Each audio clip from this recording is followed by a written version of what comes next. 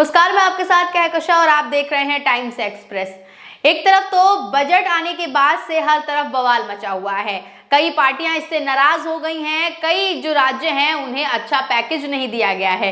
लेकिन दूसरी तरफ इस बीच लोग इस बात को भूल गए कि डिप्टी स्पीकर के लिए भी काफी घमासान देखने को मिल रहा है। जिस तरीके से कांग्रेस ने मांग रख दी है कि वो डिप्टी स्पीकर अपना यानी कि विपक्ष का ही बनाएगी और ऐसे में तनातनी देखने को मिल रही है। ये तो पहले ही तय हो गया था कि विपक्ष की तरफ से डिप्टी स्पीकर पद के लिए अवधेश प्रसाद का नाम आगे किया गया है। इसको लेकर टीएमसी सांसद और नेता और बंगाल की मुख्यमंत्री ममता बनर्जी ने भी समर्थन दिया था। इसके अलावा आम आदमी पार्टी की तरफ से भी अवधेश प्रसाद को समर्थन दिया गया था कि विपक्ष की तरफ से अवधेश प्रसाद को डिप्टी स्पीकर बनाया जाना चाहिए। अब आप देख लीजिए कि मॉनसून सत्र शुरू होने से पहले कांग्रेस ने एक बार फिर इस मुद्दे को उठा दिया है और इस मुद्दे पर उन्होंने मांग कर दी है कि ये डिप्टी स्पीकर का पद उन्हें ही दिया जाना चाहिए। इसको लेकर खलबली मची हुई है। प्रधानमंत्री नरेंद्र मोदी टेंशन में है क्योंकि पिछली बार जिस तरीके से 2019 में डिप्टी स्पीकर का पद खाली रखा गया था, क्योंकि उस समय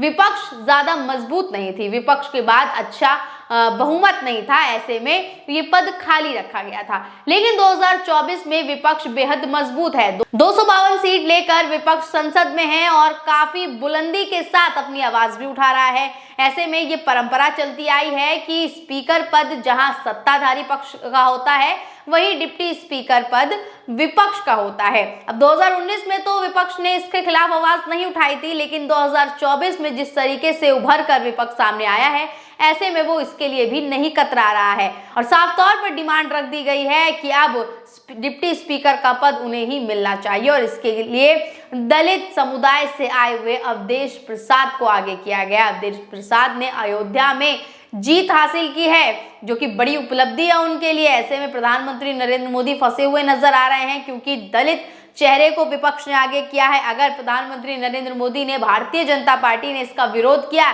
तो वो दलित विरोधी कहलाएंगे और नहीं किया तो फिर उनको ही भारी टेंशन हो जाएगी। ऐसे में दोनों तरफ से वो फंसे हुए नजर आ रहे हैं। खबर आपको दिखा देते हैं कांग्रेस ने किस तरीके से मांग रखी थी।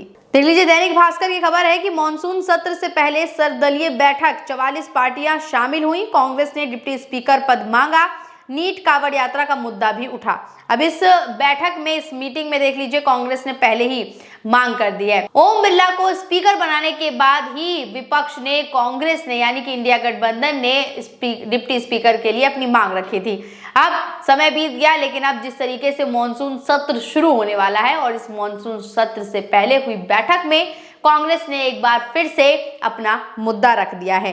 देख लीजिए, खबर में लिखा हुआ है कि संसद के मॉनसून सत्र और बजट से पहले पार्लियामेंट हाउस में ऑल पार्टी मीटिंग बुलाई गई। बैठक में बीजेपी समेत 44 पार्टियों ने हिस्सा लिया।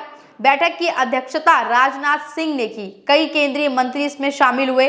विपक्ष की तरफ से कांग्रेस, आप, एआईएमआई, वाईएसआरसीपी व अन्य पार्टियों ने भी हिस्सा लिया। कांग्रेस ने लोकसभा के डिप्टी स्पीकर का पद मांगा, साथ ही कहा कि नीट मामले में लोकसभा में चर्चा हो। सपा नेता रामगोपाल यादव ने यूपी कांवड़ यात्रा रूट की दुकानों पर नेम प्लेट लगाने का मुद्दा उठाया।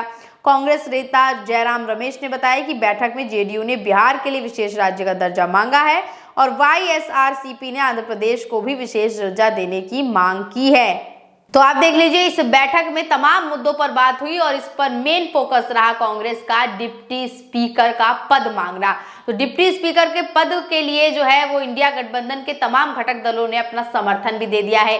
समाजवादी पार्टी ने तो अवधेश प्रसाद को, जो उनकी पार्टी से आते हैं, अयोध्या से जीते हैं, उन्हें आगे करा। इस पर राहुल गांधी ने भी सहमति जताई थी, ममता बनर्जी ने सहमति जताई थी और आम आदमी पार्टी की तरफ से भी सहमति जताई गई थी। इसके अलावा वाईएसआरसीपी ने भी अब इसको लेकर अपनी सहमति जता दी है।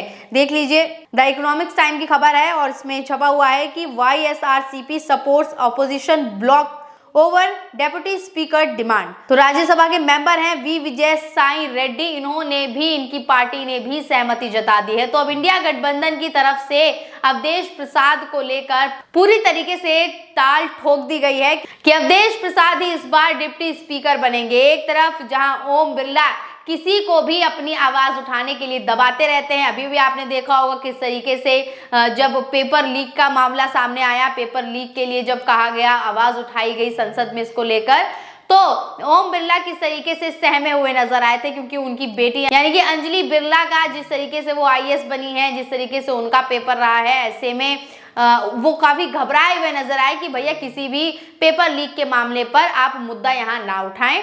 तो आप देख लीजिए किस तरीके से यहाँ पर भेदभाव जो ओम बिरला करते हैं, ऐसे में अगर विपक्ष जो है अपना डिप्टी स्पीकर बना देगा, ऐसे में ओम बिरला की कुछ शक्तियां जो हैं वो कम हो सकती हैं। तो अब अवधेश प्रसाद को डिप्टी स्पीकर बनाने के लिए इंडिया गठबंधन तो पूरी तरीके से तैयार है, लेकिन अगर क्रॉस वोटिंग होती है, ऐसे में ज्यादा सांसद किसके पास हैं? NDA के पास हैं, लेकिन क्रॉस वोटिंग होने पर अवधेश प्रसाद डिप्टी स्पीकर बन सकते हैं। और आपको अभी की लेटेस्ट जानकारी दे दें तो इस वोटिंग से पहले अवधेश प्रसाद को स्पीकर पद पर बैठाने से पहले, या कह लीजिए डिप्टी स्पीकर चुने जाने से पहले ही NDA की पार्टियों में फूट पड़ गई है, और महाराष्ट्र में जिस तरीके से जो पार्टियां हैं उनमें घमासान मच गया है। अब ऐसे में क्रॉस वोटिंग होनी भी तय मानी जा रही है। देख लीजिए, खबर है ABP न्यूज की, इसमें लिखा हुआ है कि शरद पवार करने वाले हैं CM एकनाथ शिंदे से मुलाकात, क्या है मुद्दा?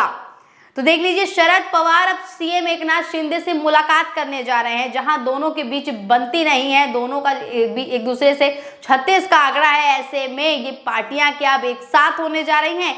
जो ये दो गुट बन गए थे, क्या ये दोनों गुट अब एक साथ होने जा रहे हैं? ये एक बड़ा सवाल है, और एक बड़ा इशारा भी कर रहा है कि अब संसद में क्रॉस वोटिंग होकर अवधेश प्रसाद डिप्टी स्पीकर बन सकते हैं। और देख लीजिए, यहाँ सिर्फ जो ये शरद पवार एकनाथ शिंदे से मिलने जा रहे हैं, ये सिर्फ यूं ही मिलने नहीं जा रहे हैं, क्योंकि जिस तरीके से अमित शाह ने शरद पवार को भ्रष्ट बताया, उसको लेकर देख लीजिए किस तरीके से नेता नाराज नजर आ रहे हैं। खबर है ABP न्यूज की, लिखा है अमित शाह ने शरद पवार को बताया भ्रष्ट, नाराज हुए अजीत गुट के नेता, बोले इसका खामियाजा भुगतना पड़ेगा। तो अब क्या खामियाजा भुगतना पड़ सकता है? क्या क्रॉस वोटिंग होगी? जो NDA के घटक दल की पार्टियां हैं, क्या वो इंडिया गठबंधन के साथ आ जाएंगे और इंडिया गठबंधन के ही डिप्टी स्पीकर को अपना वोट दे देंगी? तो यहाँ बहुत कुछ होने वाला है। आने वाले समय में देखना होगा क्या कुछ बदलता है, क्या कुछ नई राजनीति जो है देखने को मिलती है। तब तक के लिए बने रहिए टाइम्स एक्सप्रेस के साथ। धन्यवाद।